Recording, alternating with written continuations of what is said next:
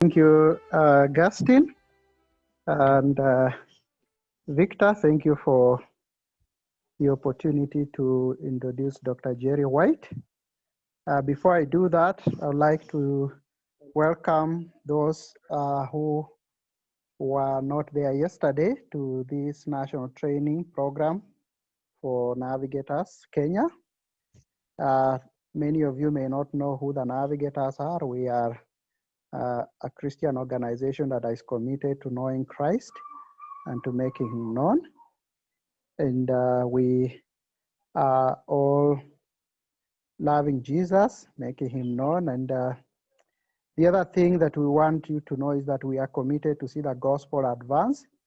And we do believe that wherever God has placed you, you are a worker for the kingdom there. Jerry White has served with the Navigators for quite a number of years, and he is a Major General of the U.S. Air Force.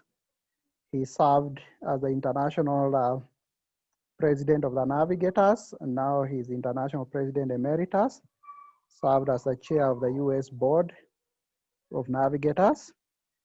Jerry White is a writer. He's written 16 books.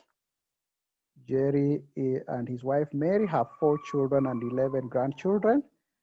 And Jerry is passionately committed to seeing people flourishing, knowing Christ, and influencing in whichever spheres God has put them. So, Dr. White, welcome. Thank you, Chris. It looks like it's cold down there. You've got a hood over your head. Yeah. Well, it's kind of your winter. And yeah, it's a bit cold. That's wonderful. Well, it's good to be back with you. I assume somebody is going to allow me to share my screen, and then I will try and share mine. Here it is. Yeah. All right. Do you all see it there? Calling, vocation, and witness? Good. Well, it's good to be back with you. We had, yesterday was a little bit of an experiment for all of us, because we probably have not done this extensive conference type of Zoom for some time. And you've done a lot of Zooms, but when you put together an entire conference with it, it takes a little bit more work. And I've had a couple organizations that I've done that with, and it went pretty well. But let me tell you, it's not like sitting at your kitchen table, having coffee with you, or out in a restaurant, or walking down the street and talking. So I hope we can get back to that in the near future. Just a reminder that I hope, and I'm not sure you have it, but I prepared an outline, and if it came to you by email, you could download it for taking notes. If not, you can just take notes anyhow from the slides that I have here. The second thing is be sure to put your questions in a chat so that when we have the question and answer time, you've got it ready to go, and we can do it. So yesterday, we talked about work as a holy calling. But then came the question, what kind of work? And that came up in the question and answer session. Does it matter what job I have, or if I'm in vocational Christian ministry? And so we'll talk about that today. And near the end of this time, I'm going to share some things on just my personal experiences and how I witness in the context of my secular work. But there's going to be a lot more on that later in the conference from Dr. Chris Oliobi and other of my friends who will tell a lot more about how to have a good witness. It's interesting, Billy Graham told the story when he was very young as being an evangelist, And he arrived in a small town. This was before he had those huge, huge crusades. And he asked a young boy where the post office was. When the boy told him that, Billy said, "Well, I'd like you to come to a meeting tonight." He says, "You can hear me telling everyone how to get to heaven." And the little boy said, "I don't think so. You don't even know your way to the post office. How can you tell me where to go to heaven?" And we think of things like that where we have to have a direction. We need to know where we're going. We need to know what we're going to do.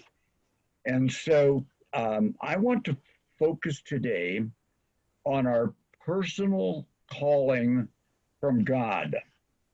I don't know whether in Kenya you know the fantasy story of Alice in Wonderland. Somebody wave to me if you know that. Do you know that one? I hope you do. It's the story of a little girl who falls through a rabbit hole into a subterranean fantasy world populated by strange creatures, a rabbit and a Cheshire cat and all other kinds of talking animals. And so she is very startled. And so she says to the Cheshire cat, says, "Would you tell me, please, which way I ought to go from here?" And the cat says, "Well, that depends a good deal on where you want to get to." And Alice said, "Well, I don't really care too much." And the cat says, "Then it doesn't matter which way you go." And then she says, "Well, so long as I get somewhere." And she said to explain. And then the cat says, "Oh, you're sure to do that, if only you walk long enough." And it's a little story. The first point is, if you don't know where you're going, you can go anywhere. So we need to know where we're going. But the other part of the story is you have to walk somewhere. You have to start somewhere. And we need to know where we wish to go. But to do that, I believe that we need a call from God. We need to have God say, "Okay, do this." And by the way, I'm going to talk a little about that through my own personal testimony on how God has called us through the years. But we would love for it if God would just tap you on the shoulder or maybe meet you in a burning bush like he did with Moses, or an angel appears and says, "Okay, Chris, okay, Victor, okay, Augustine, here's exactly what I want you to do today." But most of the time, it doesn't happen quite like that. So let me tell a little bit of what forms or what develops our calling. And I hope my slides work here. We'll see. Just a moment here. Now we're going to be in trouble because it doesn't seem to be advancing. There we go. So where does calling come from? First, it comes from our personal history, our experience. And you are the best observer of yourself.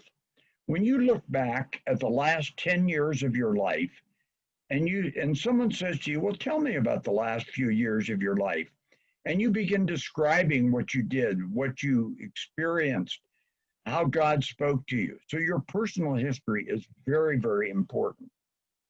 The second thing is your gifting. That is, how are you gifted? What are you good at? And of course, there are many, many of these tests that you can take on being a gift, the MMBT and various other testing instruments that help you discover your gifts. They're okay. They'll tell you something, and they'll maybe tell you some things that you don't think you're good at, but you're the one who can tell what you're gifted at. You know when you're good at something. It was like I spoke yesterday about my natural father being appalled at how little I knew about mechanical things and fixing cars. And well, I'm just not gifted in that. That's not it. And by the way, on gifting, part of it has to do with interest. That is, am I really interested in it? And part of it has to do with your abilities. Now, clearly, I'm not mechanically gifted. I can play good handball and I'm somewhat athletic, but in terms of fixing things, that's not my best gift. Now, can I do it? Of course I can do it. I can try and build something, and I make about 5 trips to the store getting the right materials and still don't get it quite right, and it doesn't look very good, but I can get it done. I am an engineer after all, so I can figure these things out. I'm not good at it. And I know that is not the thing that I am best at. So gifting. The third is promises. How has God actually spoken to you? And finally, it's the Holy Spirit leading us. You know, where does the Holy Spirit tell you that you ought to go? And it's not always easy to discern that. So I'd like to give you some illustration from my own personal life on how God developed the calling for me, for Jerry White. So here is my path to calling. Now, in my 20s, folks, I did not even know what calling was. Nobody talked about it. I had no clue. I was just, I didn't know the word. And what I did, I just did what I wanted to do. I did what I had at hand. If somebody asked me to do something, fine. If someone asked me to teach, I did that. If someone asked me to go witness, I did that. If someone asked me to, you see what I mean? Now, so I didn't know much about what it meant to be called. I was just putting one foot in front of the other, trying to figure out what was next in my life. Now, along the way, there were several lordship decisions that I had to make. Was I going to be fully committed to God? Was I going to grow deeply in the Word? And I knew several things. First of all, I knew I needed to walk with God.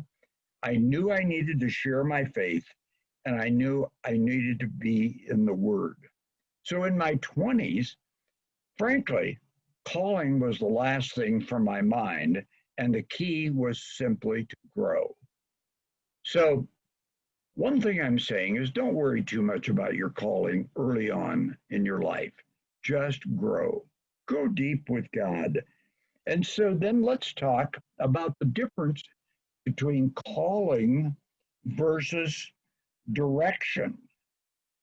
For instance, circumstances directed me largely as to where I went. For instance, when I first went into the United States Air Force, I thought I was going to be a pilot, and I did. I flew for about a year. And then something happened near the end. They had to reduce the number of pilots. And all of a sudden, right near the end of my pilot training, they said, well, no, you're not going to do that.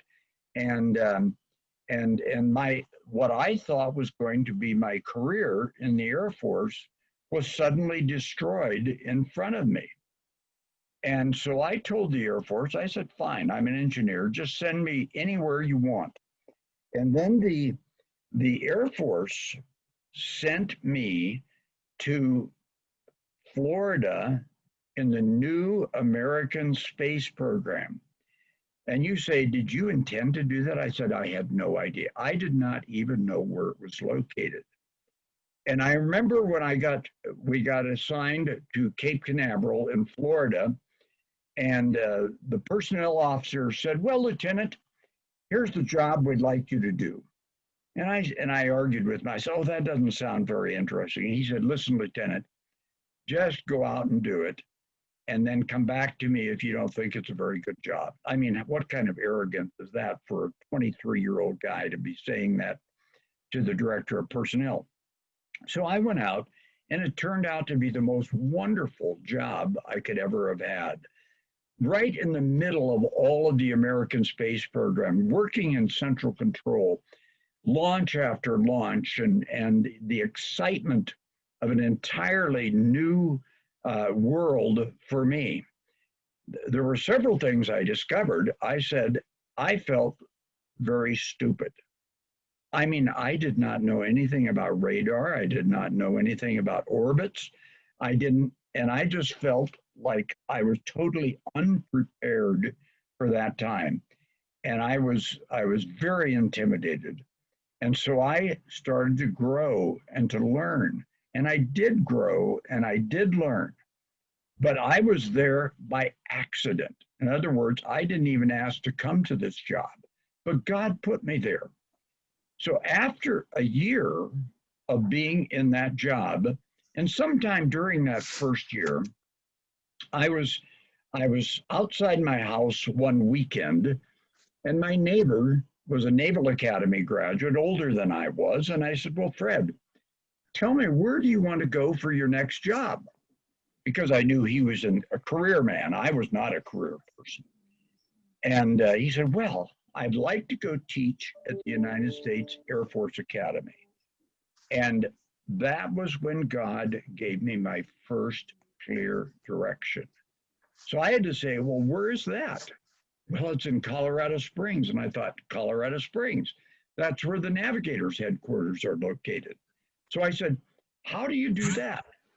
And he said, "Well, you've got to get a master's degree and you've got to do very well. And then you've got to be selected by the Air Force Academy to go there." And so it was, and let me tell you, folks, it was the first time I ever, so to speak, heard God talking to me. And the message I got from God as Mary and I talked was, get a master's degree, stay in the Air Force, get a master's degree, go teach at the Air Force Academy, reach students for Christ, and get training from the Navigators.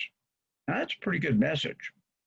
And so I immediately applied to the Air Force to go to the, not to go to the academy. I first had to go to to get a master's degree. So I asked them, I said, I did all the tests, I took the examinations and made the application. And they wrote me back and says, "Well, you're qualified, but we're not going to send you to get a master's degree because you're too young." Now, at age 23 or 24, you say, "Well, what do I do?" And we decided we would wait an entire year and trust God and apply again the next year. So then a year went by and I applied again. Now, a year is a long time when you're 23 or 24. But it was very busy years. It was a year of, it hurt my marriage in many ways because I was working night and day, sometimes around the clock. It was not an easy job. It was an exciting job, but I was also neglecting Mary, and I was neglecting, we then had at this time 2 children. And so I applied, and one day I got a telegram, and it told me that I was supposed to fly up to Washington, D.C. from Florida, and didn't say why. My boss didn't know why. The personnel department didn't know why. And so I flew up to Washington, D.C., to Andrews Air Force Base and reported in to the personnel officer. And he said, "Well, here's the deal." He said, "We've got a bunch of colonels and generals coming for a conference, and their topic is how to get young officers to stay in the Air Force for a career." And I said, "Wait a minute." And but he said, "We'd like you to give them a speech on what young officers want." And I said, "Do you understand that I'm not a career officer?" And they said, "Yeah, we know that." I said, "Can I say anything I want?" "Oh, of course you can." And I said, "By the way, I have an application somewhere here to go to graduate school." "Well, let's go find it." So we walked down the hallway and we found the application in the bottom drawer of a sergeant's desk. So I asked the obvious thing, "What's it doing there?" And he said, "Well, You have not been 3 years in your current job, so it's not going to be approved. And I remember walking out of that office with the personnel officer, a captain, and he said, "Well, let me talk to somebody." I said, "No, no, no." I'd already shared my testimony with him, and I said, "If God wants it to happen, it'll happen." So a month later, I came back to Washington, D.C. I gave my speech, and as I walked down from the podium to the coffee break, a colonel came up to me and said, "Lieutenant, if you'd ever like to teach at the Air Force Academy, let me know." And it was the personnel director for the Air Force Academy. And that night we had a banquet, and an old white-haired colonel stopped me in the hallway, and he said, "Lieutenant, hope you have a good school tour." They had pulled my record, they'd approved my going to school, and so I was going to be off to get a master's degree. However, before they did that, they sent me to Africa, just north of you in Eritrea, to take a tracking station to track a satellite. And so that was my first exposure to Africa, and it was my first exposure to missions. And it, again, marked me. So I'll short circuit that quite a bit. But the fact is, we went off to get a master's degree. I called the academy and they said, "Oh, listen," because I did well at the master's, and they said, "You need to get out here right away and interview." So I remember flying out to the Air Force Academy and sitting outside the door where I was to have my interview by the department head. Before I went in for my interview, the executive officer, the executive assistant to the commander or to the department head, came out and said, "Oh, White, we've already hired you." And so I was hired, and we came to the Air Force Academy, and God began using us. So that was how God worked in my life. And it was not by so much my choices. All I did was respond, apply, and then God had to open the doors. And that began several years of seeing hundreds of young men come to Christ at the Air Force Academy. God blessed it so greatly. And later on, they asked me to go back for a PhD, which I said, "No, I'm not interested." And then God spoke to me again and said, "You didn't even pray about it." I said, "Well, I don't want to pray about it. I don't want to go." I was afraid of it. I wanted to stay there and teach. I wanted to stay there and do the ministry. I thought, why in the world would you send me to the Air Force Academy and then pull me out within 2 years and send me back to get a PhD? But God ultimately led us in that way, and we went to Purdue University. So that's the story of how I was directed. Now, please listen carefully. I still did not know my calling, but I had direction. Does that make sense to you? I wish you were there because I'd love to see your hands. So that was the direction that God was leading me at that point in my life. So then the beginnings of a calling began to develop between the ages of 25 and 35 for me. And you say, "Well, gee whiz, I really need to know my calling earlier." Well, I'm not sure how it'll go with you. Maybe God will just strike you with a lightning bolt, and one day you'll just get up and you'll say, "I've got my calling and I'm going to go do it." It did not happen like that with me. So there were two aspects of the calling: calling for what and calling to where. Does that make sense to you? In other words, I needed to know what I would do, and I also needed to know where I was supposed to do it. And these are two aspects of calling that we need to think about. And so when I think about this, the what is, for me, we need to know what our task is, what our vision is, and what my life is. Now, let me explain that a little bit. And to do so, I'd like to go to Ephesians 4, and I hope I've got this up. Here it is. Okay. This would have been much nicer done if my executive assistant, Margaret, who I hope is on the call, would have done this slide for me, but I fumbled around and figured it out myself. Okay, let's read this together. If you've got your Bible, or you can just look here on the screen. It says, as a prisoner for the Lord, then, I urge you to live a life worthy of the calling you have received. Be completely humble and gentle. Be patient. I see I've had a duplication here. See, Margaret, you should have helped me on this. And it says, make every effort to keep the unity of the Spirit through the bond of peace.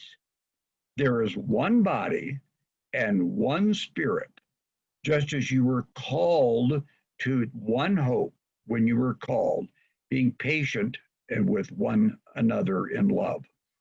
Now, there's more to that passage than that, but let me point out that in verse 1, it talks about calling, and it talks about the calling again in verse 4. Now, what was that calling?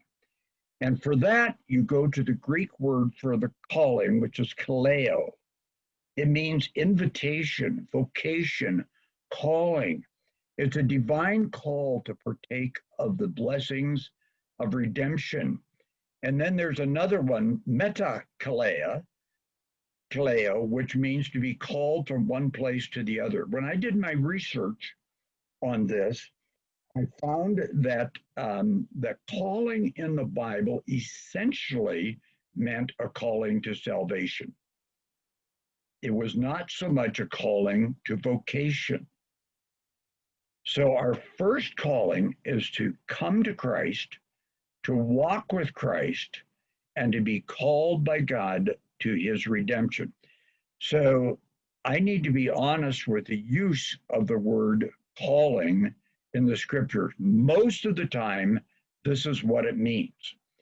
Now, we have adopted or adapted that word to talk about how God calls us to a mission or a vision or a task. And perhaps rather than calling, it would be good to say, what is God pointing out for us to do? And we use the word calling. Though I want to make it very clear, if you do a solid Bible study on this, it will talk primarily about your relationship with Jesus Christ. So that brings me back to Romans 8:28, where it says we are called according to his purpose. Now, everybody knows Romans 8:28. It's probably one of the first verses that you memorized in the scriptures. But let me just read it here. It says, we know that in all things God works for good of those who love him, who have been, what's the word? Called according to his purpose. For those God foreknew, he also predestined to be conformed to the likeness of his Son, that he might be the firstborn among many brothers. And those he predestined, he also called. And those he called, he also justified. And those he justified, he also glorified. So, what is the purpose?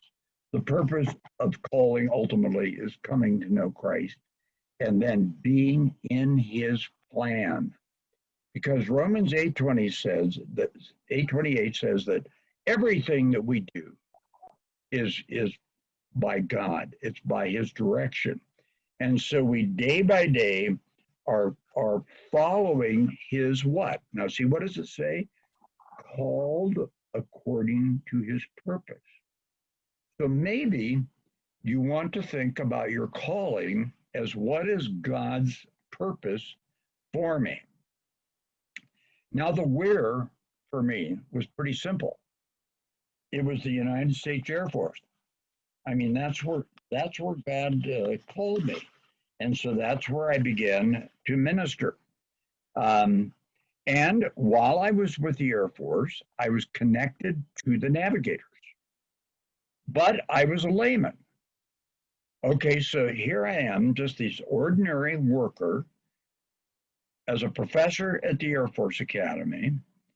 And I was in the same city where the Navigator headquarters was. I was getting help in my own life and recruited some other Navigator folks, not staff, but to come out and help me at the Air Force Academy. And God began to blessing in that ministry as we saw dozens upon dozens of young students come to Jesus. And I had access because I was officially part of the Air Force. I could go anywhere.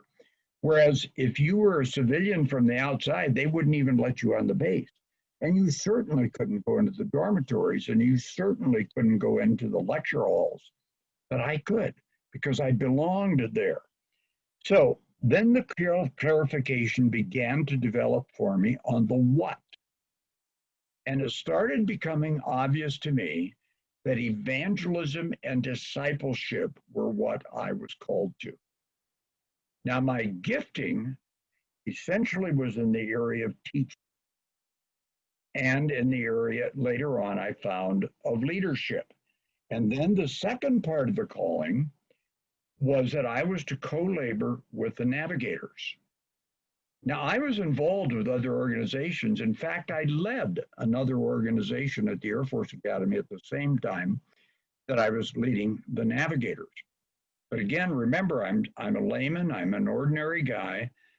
Mary and I are just doing what people do when they're related to the navs and trying to follow Jesus.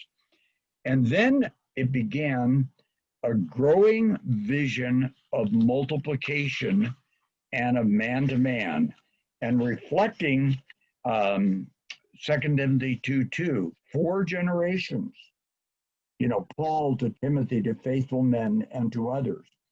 Now, you say, how'd that come about? Well, I saw it in action.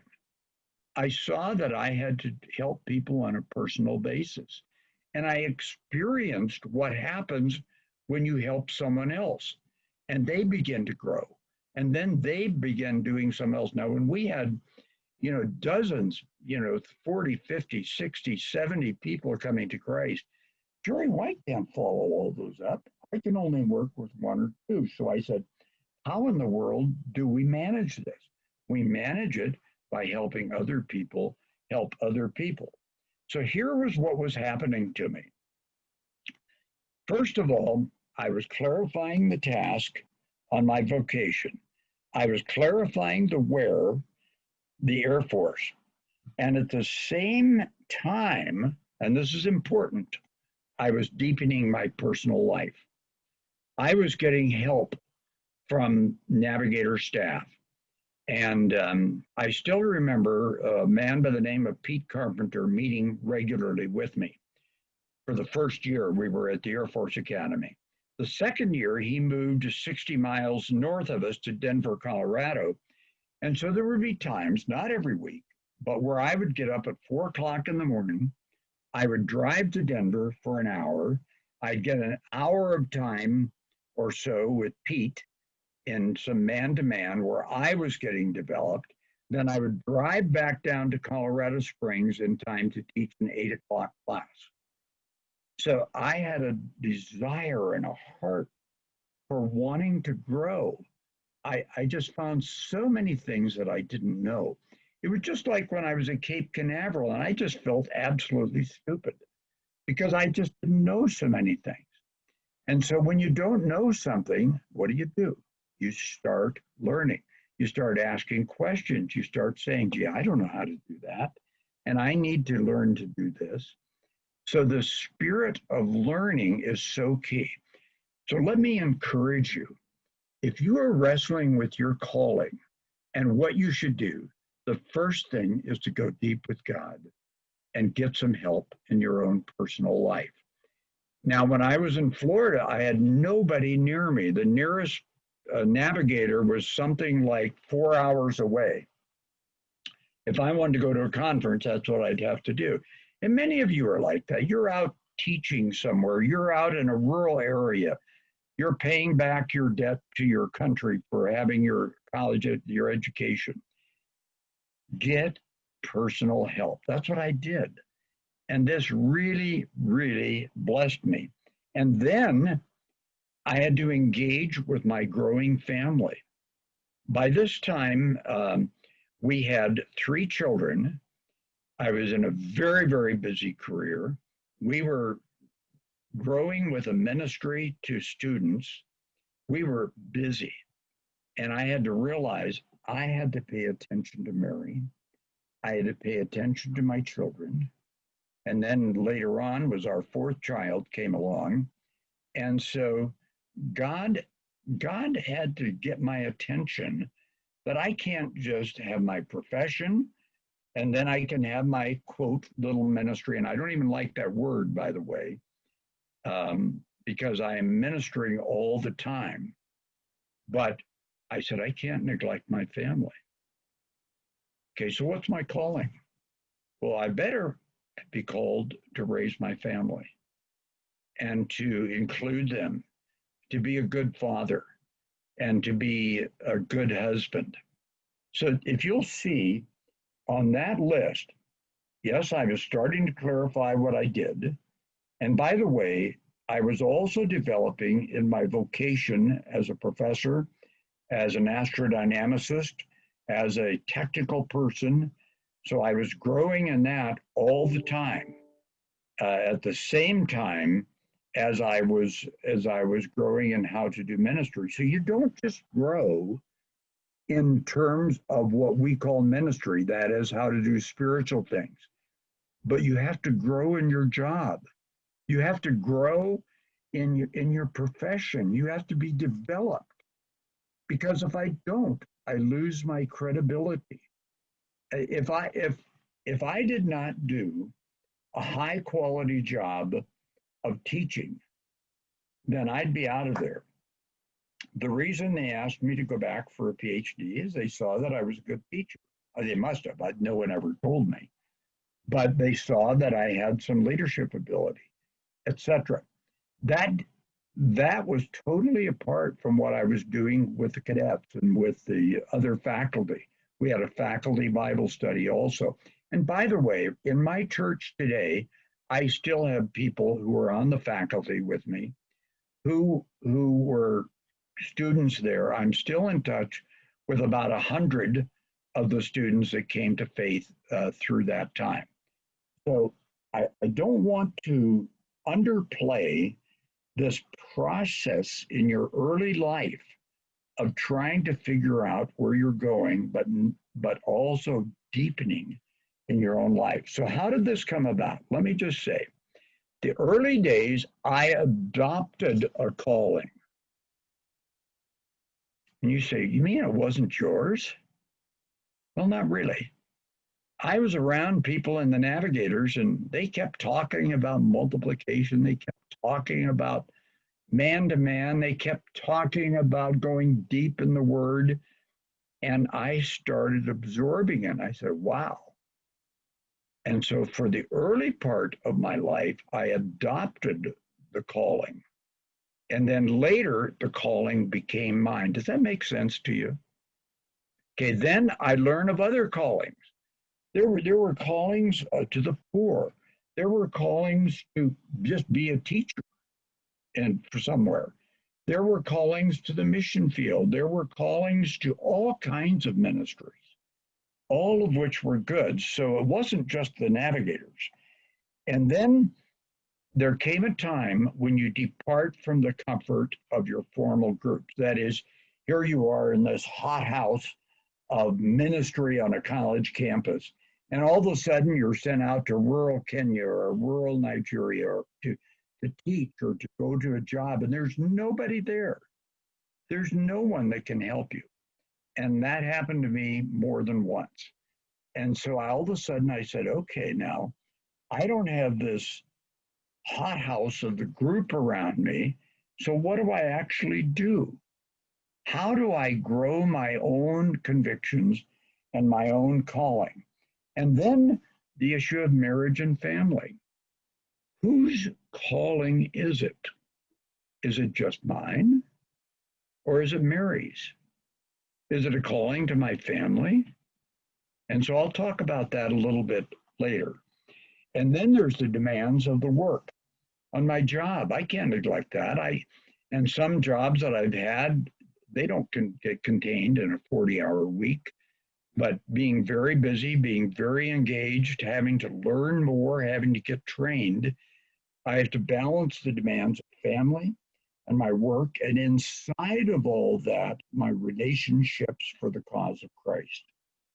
And finally, there's the local church. We have always been involved in a local church. And so, in fact, I'm still in the same church that I was in when we were at the Air Force Academy. And I minister there, and I'm known. I don't hold any positions today. Every once in a while I teach. About 3 weeks ago I spoke. But we're committed to a local body of believers. And we have dear, dear friends in that context. So that's what I call the maturing of our calling. And you say, well, Jerry, this doesn't seem very academic. Well, it's not academic. It's real. It's the way life is. Life goes on, and as you're going, God begins to form you into what he wants. So what happened? The result was a clarification of my personal calling and my gift. It started coming out that I could do two things well. I knew I could teach, and God blessed the teaching. And secondly, I knew that I had some leadership gifting. Now, the leadership gifting started coming out quite early in my life, but now it began to appear on how to organize people together. The second thing, I had to narrow my time investment. In other words, I couldn't do everything. I had to narrow down because of the demands of my job, because of the demands of the family. I had to say, okay, what am I going to do and what am I not going to do? And thirdly, I was finally forced to think of defining my calling. What am I really going to do and where am I called? Okay, so now that brings you through at about age 35 when my calling was becoming clear. The next question was, what do I do from here on out? And so the whole issue of going from the Air Force to being full-time with the Navigators, I need to be able to talk with you in some detail on that. First of all, this is not the path for everyone because there was the tension of context and vocation. Okay, I was learning to see where I was called, but I still had to fully decide what the context was and how it fit into my secular vocation. And so you somehow or another are going to have to figure that out. One is not more important than the other. I could have chosen to stay in the Air Force, to stay in my profession, and God would have high-fived me. He said, that was great. So I had some choices to make. And you could be, for instance, called to other things. You have to choose your opportunities. You have to choose your place. You have to choose your vocation. And so what happened to me was that as we were becoming more and more involved with the Navigators, Lauren Sanney, who was president of the Navigators, and I went on a trip to see one of the campuses because I was supervising, even as a layman, some staff in other places. And I remember we came back and he said, we stopped the car and he said, Jerry, I'd like to have you pray about leaving the Air Force and coming full-time with the Navigators. And I said, why would I do that? He said, well, you have certain gifts and we have certain things I think you could do in the Navigators. I said, how do you know I could do those in the Navigators? All you've seen me do is to work at the Air Force Academy, where I thought it was pretty easy to do a ministry. But so we had quite a bit of a discussion on whether I ought to leave my career. Now, to put this in context, I had almost 14 years in the Air Force by then. In our military, at 20 years, you have a retirement, a partial retirement. So I could just serve for 6 more years and then be totally free to go with the navigators. But we had made a commitment to God, Mary and I had, that wherever God leads us, we would go.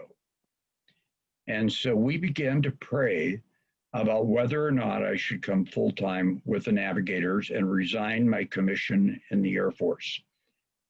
And we had a big discussion amongst Mary and I don't know whether you have this, but she said, well, I really like the Air Force. I like what we're doing. But if God's calling you, that'll be fine with me. I'll follow you. And I said, no, we can't do that. So we had quite an argument. And the argument was this: does Mary need a calling also, or is it just Jerry? So we had a lunch meeting with Lauren and Lucy Sanney and with Leroy and Virginia Imes, and who were leaders in the navigators. And we brought this issue up and we said, does Mary have to have the same calling as I do? And the conclusion was yes. You both need to hear from God as to what he wants. So you go to a new job, you go to a new place, you go to a new vocation. If you're married, the two of you need to both be called. And that's what we did. But back again, the specifics of calling is to surrender to salvation and a holy life. In First Peter 5:10, if we were to look at it, let me just do that. In First Peter, I should have had this nicely marked out here and been more organized. In First Peter 5, verse 10, let me read it.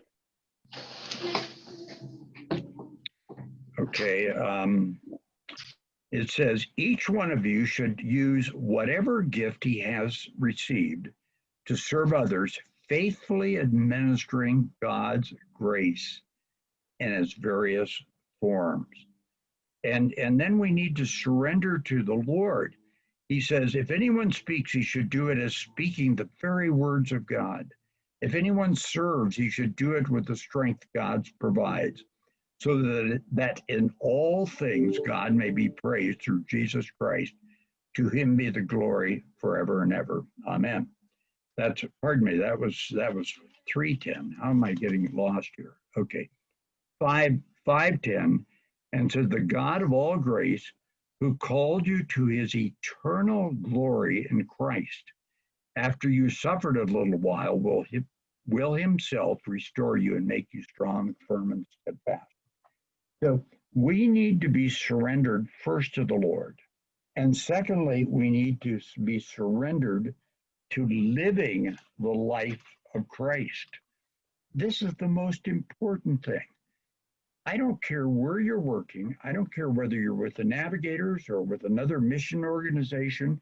If you're working for the power company, if you're working in an insurance office, if you're working in a school and teaching, all those are external to your actually coming to a walk with Jesus Christ and to see him use you.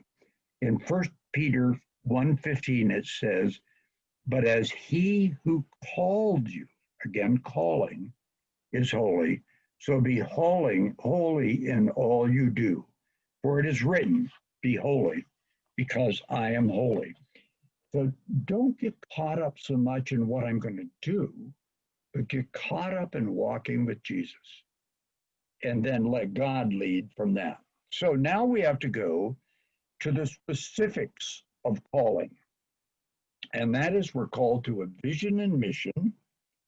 And we're called to, I am called to evangelism and discipleship. But we're also called perhaps maybe to hospitality. That would be Mary's gift. And maybe that's your gift. Maybe you're called to the frontiers. Maybe you're called to the poor. There are all kinds of callings. For instance, Paul was called to the Gentiles. Peter was called to the Jews. Timothy was called to be a pastor. And Stephen was called to serve tables. And then perhaps you're being called to co-labor with a specific group, maybe in your job and in your workplace. Perhaps it's in your neighborhood. Perhaps it's in your local church, or perhaps it's in a navigator context. So there is the what I am to do, and then there is the whom I am to do it with. What is the context of that? So let me give a summary of calling. And I'm going to put this up because in case I want you to write this down in case you don't have it written out in an outline that I've given you. Here's the summary of calling. The 99% of believers in the workplace, that's where 99% of us are in the workplace, are divinely called. And your vocation in that workplace is a holy calling in a place made holy by your presence. So I'm going to leave that up for a moment because I want you to write that down. So that 99% of people are called to the workplace. A few are called to vocational Christian work. That is great. But by the way, even when I was called to my vocational work with the navigators, I remained connected with the Air Force and went on to serve in the Air Force Reserves, and because that became my point of ministry. Even today, most of my personal ministry is related to my secular profession that I had before I came with the navigators. Okay, have you got that written down? Now I'd like to take the last, I think I've got 15 minutes left. The last part of this time is talk about how do I get the gospel into the workplace? And this again is mostly a personal testimony. That is, how do I, in my workplace, how do I make Christ known? The first thing is that we need to share our faith.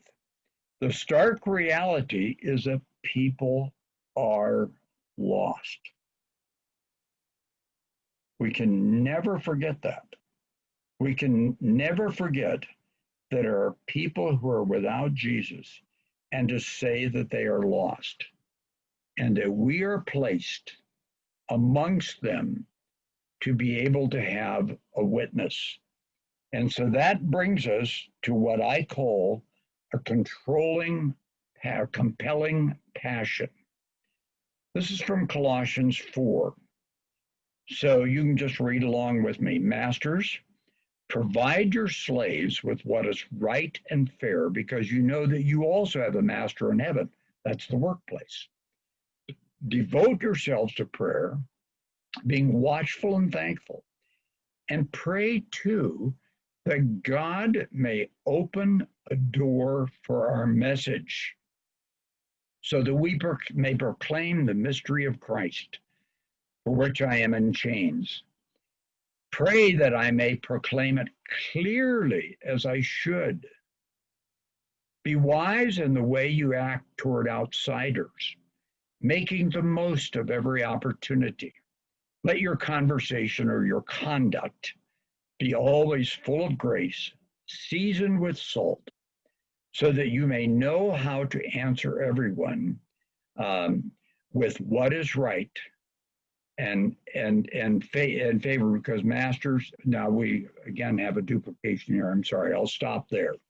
So we do with what is right and faithful.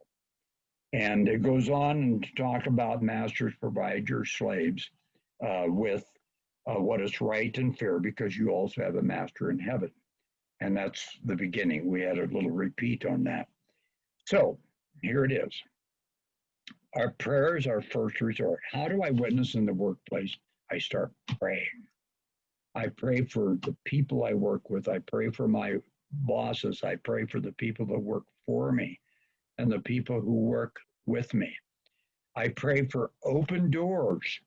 And I pray and I pray remembering that the message is Jesus.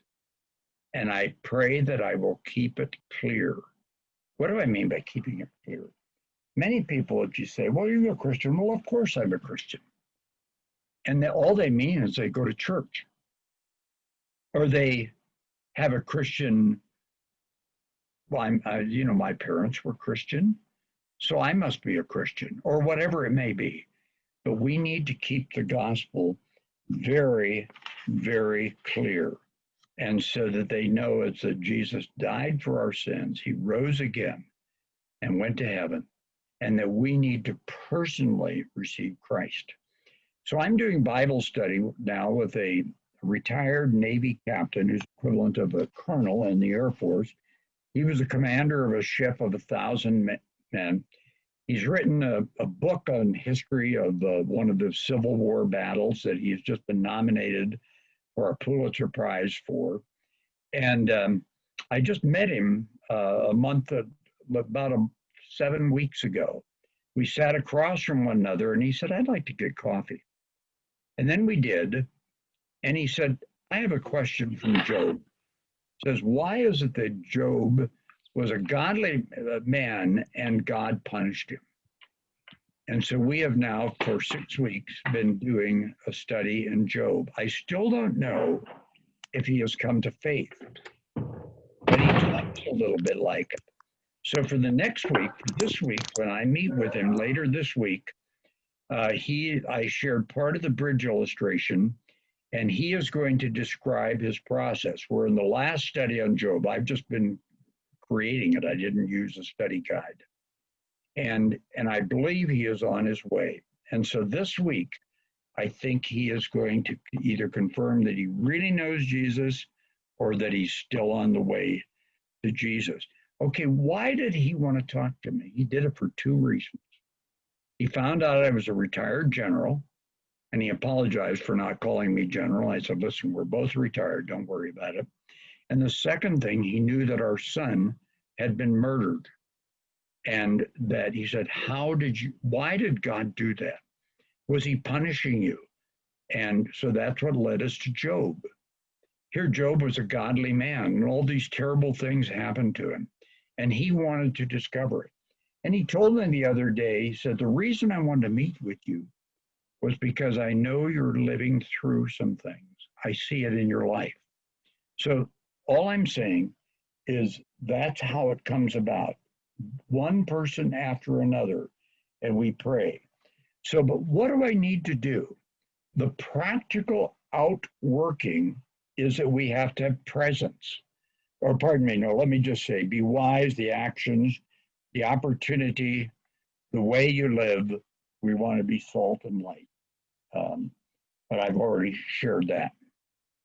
So we need to be wise in how we speak.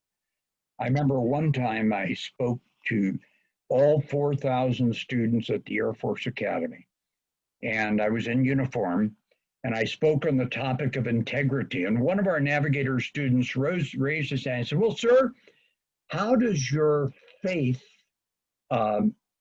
affect what you're saying today? And I said, it affects it a lot, but this is not the time to talk about it. And he thought I was avoiding it, but the commandant, the head of the academy, said afterwards, thank you for not opening that up at that time, because it would have been a wrong thing to do at that time. So I had to be wise in what I did. But everybody there knew that I was a follower of Jesus. I just didn't need to give the gospel at that particular time. So how to influence people to Christ in the workplace and in your neighborhood. First, you have to be there. You have to be present with them. You have to go to the events that they have. You have to go to the social events. And in fact, where I met this Navy captain, what is a social event? And I hardly knew anybody there. And time again, I go to social events with non-believers. And I always pray, I said, now, Lord, help me to know why I'm here today. And in the context of our work, wherever we are, you have to be there. The second thing is friendship is key. They're not targets, they're friends. And then we network for a lifetime. We never know when the door is going to open for a particular person. And so I keep touch with the people that I have worked with through the years until a door opens. I have one man I worked with that never, ever has opened the door to me. He knows where I'm at. In fact, he succeeded me in my job, but he just won't open the door. But I keep touch with him and keep communicating with him. I don't force it. And then there's the example of your family, that the context of who you are is with your family and with your children. And many times in neighborhoods, we found that our children opened the doors for our witness. And then again, I come back to this: get depth in the scripture, keep growing in your own personal life and growth. Now, when the question always comes up, when should I be really direct? When should I sit down and share the bridge illustration? When should I say, hey, do you know Jesus Christ? And can I tell you my testimony? Okay, when should I be that direct? First of all, it's when you're asked. When they say, well, why are you like you are? Why did you go through? See, this captain, his name is Terry Pierce. Why? He wanted to know what made me tick. So one time he says, okay, I want you to tell me the story of how you got through some of these things. And I did. And then we have to have the Spirit's leading. The Spirit of God may say, share it now. Do it now. And so if the Spirit leads you, do it. And be committed to sharing your faith. Be committed to your work, to being a good worker, be committed to your friends, and be committed to your personal growth. If you are committed to those four things, believe me, the doors are going to open wide for your sharing your faith. Now, I'm going to share one more thing, and then we'll go to question and answer here in about 2 or 3 minutes. And that is, as an insider in your world, you are what I call a natural laborer. That is, you belong there. You see, when I came to the Air Force Academy, I belonged there. I had the badge that got me through the door. I could go anywhere because I belonged there. I was inside this secular world. And here are the 4 items in the context of work that will cause you to be effective insider. One is competence. The second is doing your work with excellence.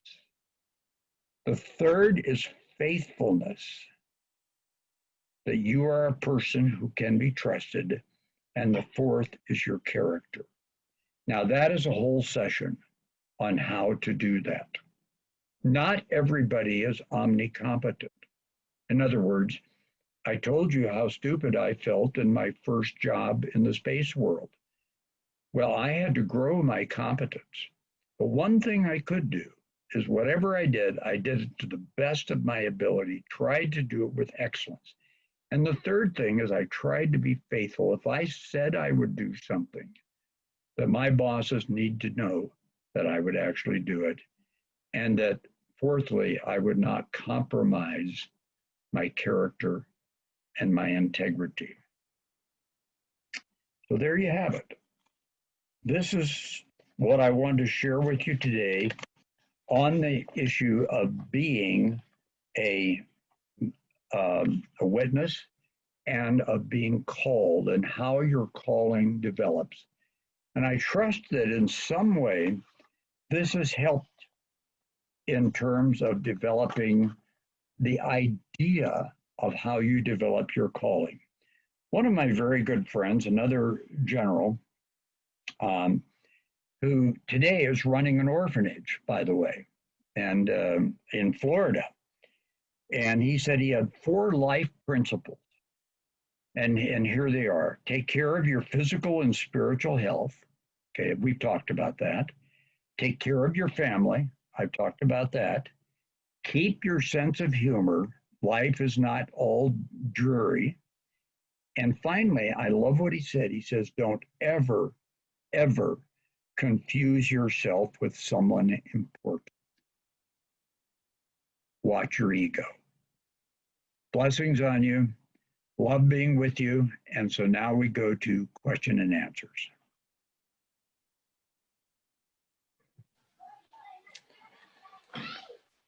Yes. Thank you very much, Dr. Jerry White, for the session. Now for the question, we do have like probably 10 to 15 minutes, although I'm stretching a little bit there. So like 10 minutes Okay. there. So there are guys who've put their questions in the chat. And the first question is from Tom. Our vocation is a holy calling. What is the place of an accountable community of believers? What is the place for a community of believers? What is the place of an accountable community of believers? Accountability. He's talking about, yeah, accountability. Well, I always need accountability. I have accountability to my job. When I go to my job, I have to be there. I have to appear. So everybody sees if I'm there. I need the accountability of doing a good job. That is, I need an evaluation. But I also need accountability in my personal life. So tonight, I will have an accountability call with 3 other couples. And actually, one of the men has died, and so it'll be a wife and 2 other couples. And we have had an accountability relationship for 40 years. And we will discuss what's going on in our lives, and they will confront me if they think and they have many times. And so I have an accountability with them. And then I have an accountability. Last night, had a Zoom call. We can't meet together with certain couples that we have in our lives. And then through my working life, I always had accountability with my team. So people need to know who we are and what we're doing. That's accountability. Now, I saw one question come up. Does our calling, maybe I can just take this because I saw a flash on the screen. Does our calling change, or does it remain the same? It can change. And for instance, my basic calling, that is the kinds of things I do well with my gifting and so forth, remains pretty well the same throughout our life. But where I do it can change. I can be called to one place or to another, even to a different organization. And so some parts of it can change, and some will remain the same.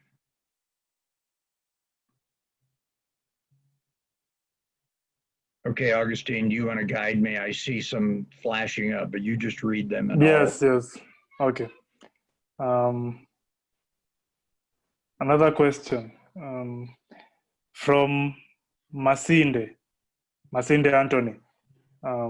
He says, very deep teaching here. There's always struggle I face between balancing between my family, children, and spouse, ministry needs. I keep feeling I'm not doing enough. How do I achieve some balance? Yeah. Well, first of all, I've always felt that way. I've always had this tension. I'm either not doing enough in one thing or not another. First of all, you'll never be in perfect balance.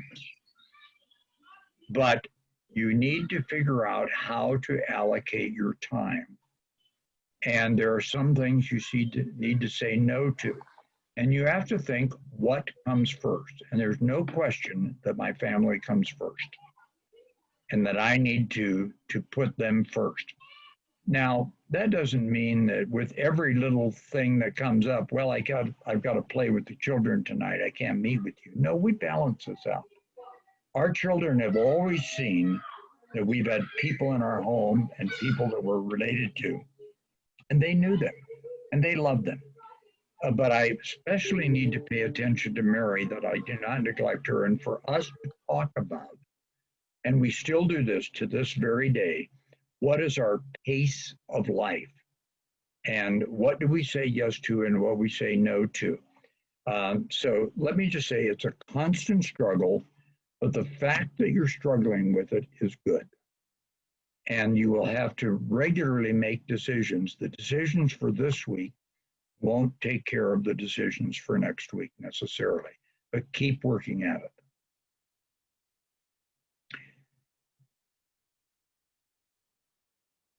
I see one chat's up here, and I see one that's kind of important. Can I just read it? How do you navigate a situation where you feel called to ministry full time, but your spouse says that they've not heard God speak? For Mary and I, we just waited. And if we're both walking with the Lord, we just decided we needed to wait until God spoke to both of us. Go ahead. Yeah, another question from Bethwell. He says, Dr. Jerry, you talked about being directed by your circumstances early on, and then you got to a point where you felt clearly directed by God. What did that look like? How did God direct you to go to Colorado? Well, there were several things that happened. First of all, there are small decisions and there are big decisions. Okay, the small decisions are what I do this week, next week, and next month. The big decisions are when I have to change what I'm doing completely. And for the big changes, first to the word, to your spouse, and talk it over, pray, get counsel from trusted friends. Don't ever make a big decision without talking with trusted friends. And we have done this all the time. This covenant group that I'm meeting with tonight, before I came to become president of the Navigators, and I was just going to become executive director, I counseled with them, and they got together and prayed and says, well, it's fine for you to do the job of executive director, but you should not become president. How do you like that? And I said, whoa, why not? He said, well, we think there's still some issues in your life you need to solve. So when I was asked to be president, I had to go back to them and ask what they thought, and they gave me the go ahead. But get counsel, walk with other people, have them assess your gifts. I see one question here that says, can you explain the difference between calling and direction? Yes, direction is just where I have something to do and I go do it. And I say, this is of God. Now, it may or may not relate to my calling. But for this, a short period of time, I find a task that I need to do. Not everything that we do fits inside our calling and our gift, but we choose to do them anyhow. And so you just are making some choices. So, but God can give us direction that's totally outside of our calling at times. And but it shouldn't be long term if it's that. Okay, Augustine, back to you again. Yeah, I can take the last question from Mwikali Mutiso. She says, how to advance your calling? How do you advance your calling in a marriage situation where the spouse is either not a believer or struggling with their walk with God? Right, and I think I answered that in a sense in that you wait. Mm-hmm. Don't go ahead. And that's hard, by the way. As Mary said to me, well, wait a minute. You mean you're dependent on my decision? I said, well, yes, I've got to wait on it. You have to have a word from God too. And I don't know whether they gave it to you, but let me give you my email address. And others who have questions, I'd be most happy to respond to them. It's Jerry White 100, JERRYWHITE 100 at msn.com. So Jerry White 100 at msn.com. So Great questions, by the way. I see one here talks about my journey started when I was young, but when someone is older at age 50, how do they get their calling? Same way. Grow deep first, then get your calling. Blessings on you. Is that it, Augustine? Yeah, thank you very much. Great. Okay. Blessings on all of you. Wish I could be with you directly. Thank you very much for your session.